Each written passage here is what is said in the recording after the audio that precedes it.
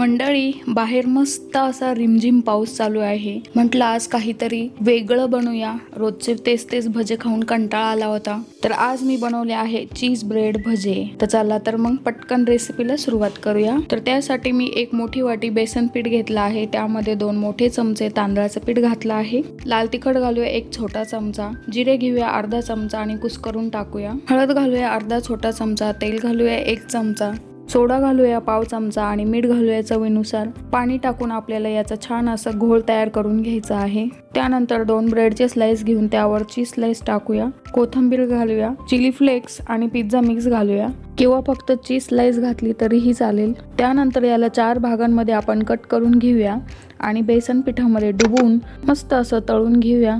तर तयार आहे आपले ब्रेड चीज भजे. गरम गरम खूप छान लागतात. रेसिपी आवडल्यास चॅनलला सबस्क्राईब करा. धन्यवाद.